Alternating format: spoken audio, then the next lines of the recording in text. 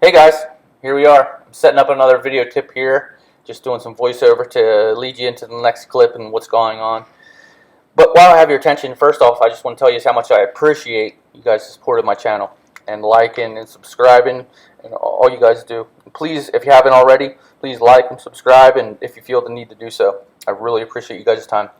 So, okay, what I usually do when I have a group class, and this is what we're going to lead into the next clips, a group class that I did a couple winters ago, is I lay out a section maybe 3 to 5 minutes in length, the woods track, and we break it down into small sections and just work on each obstacle, whether it be a turn or an obstacle or whatnot.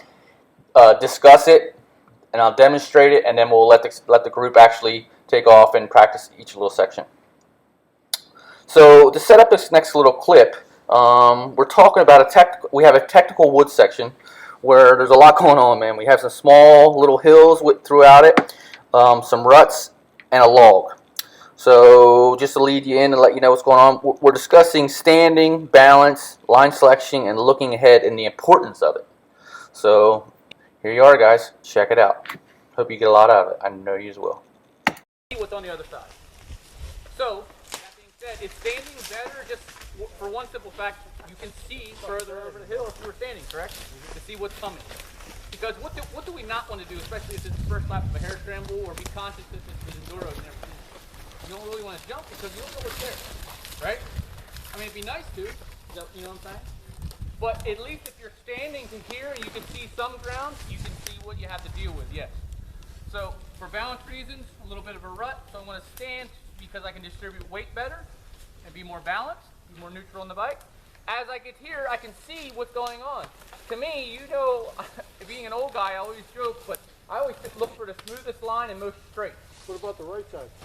Yeah. The right side of the knuckle. No, come up over the knuckle, but then stay on the right side all the way through. Yeah. Yep. See how that is? What he was talking about? But here, Andy, look back here. I'm looking at the left of the knuckle here, right? And then to the right. See what I'm saying? Yep. And then, now that we're here, come up here, guys. So standing on top of this knuckle. Because here's the thing, as we get here, right? You don't need to be looking right here. You've already addressed what was here and be scanning to the next part of the trail, looking as far ahead as you can. Yes, Tim, yes. Right? So looking as far ahead as you can. And what's the obstacle that we want to try and avoid? The rut. The rut. Granted, if this was a hare scramble, sometimes a guy might be stuck there. So we know. But having looked at it, okay, and looked at it as soon as we are, sooner than what you would be if you were on top of it, you can see that there's a line to either side of it. But what do most people do? Right? Go in the rut. Go like they're looking down and they don't see the rut until it's too late and they end up in it. So after we get here, still standing, I'm looking as far ahead as I can, looking for where do I want my front tire. So more of a line right here, flatter. Now as we get here to this knuckle, you can see what's more on the other side of it, right? So this morning when we hit this, we've seen the rut, and where do we go? Left. Correct? Is everybody seeing it? Yep. We got a little bit of a log to deal with, but I'd rather deal with that log on the high side rather than coming out of a rut, wouldn't you? Because, okay, if we do go in the rut, yes, we can negotiate over that log, but we have to get what? Front wheel up by a little bit of a clutch and throttle. Yeah? But like Andy just mentioned, there is a line to the right as well. And whether you start it, but where would you start it, Andy? Here? Right there. Really? I'm scared of that. But it's doable. Or when you get over the knuckle. I was gonna say, it almost looks better as soon as you get over the knuckle. Yeah. Yeah. I feel like if you get cross-threaded at all on this side, you're in trouble on the other side. Absolutely. It's like you want to eliminate any mishaps, which they tend to happen. All right, but looking at this, right? So there is a line here. You never saw it till you stood here, though. Yeah. When you rode it, you went in the middle or That's to the the thing. left. But having sat here and looked at it, what are we doing here by standing here versus what we most do on a dirt bike? We're looking up at the situation. When we're on a dirt bike, we tend to look down. I keep driving that home. It's kind of an advanced thing, but I mean, looking at this way, it's only the bike length. But having used the right side, but I would still use the edge of that rut and jump and land to the right.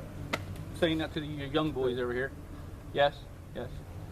Okay, those are things you would do. Tell us what we would do. Now what I would do is for you guys is looking to the left. The left is my option. Or yes, the right line, but you're gonna have to let the front wheel roll over the right and then get it out of that main rut to the right.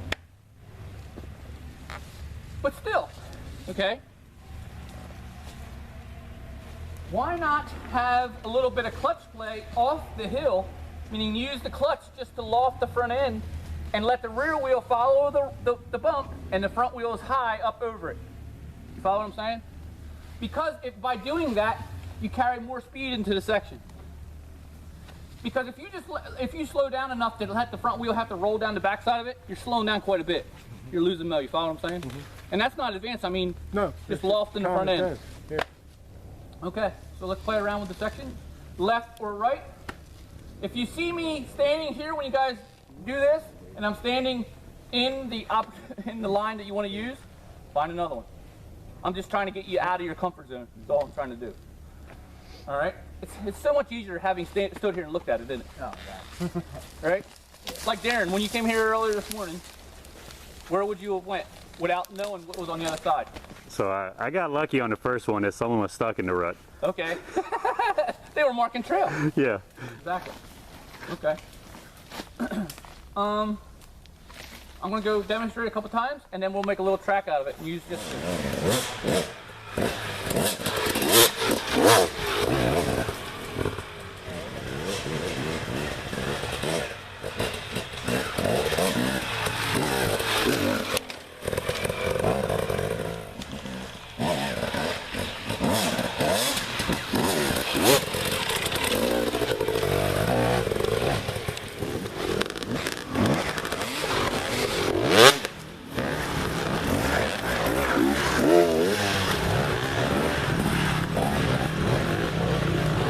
Down a different line over that knuckle, didn't we? For some of us. And then back there, not using the main line coming into it. Was it different when I pointed that out to you? Yeah? Did another line develop here? The thing is, like, what I'm trying to get you to understand is, reading trail is a lot of it. Just reading trail and figuring out, just because everybody else went there doesn't mean you can't find another line that's better.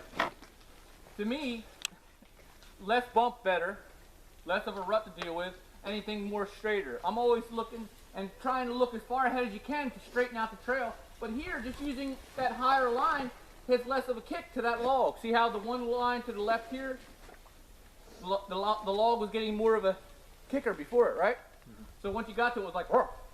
So the more laps that gets worn out, if it's a hare scramble or an enduro or whatever, the later it gets in the race, that's going to have more of a kicker to it. More of the kicker, what do we have to do? Shut off, right? Yeah. Negotiate a little bit different, or loft the front wheel before. But why not just stay high? Just stay high, and then you got less of a kicker with the log. So I was just trying to get you to understand. Reading trail, there's always another line. We look down, we always end up following where everybody else went. Let's move on to something else. What else?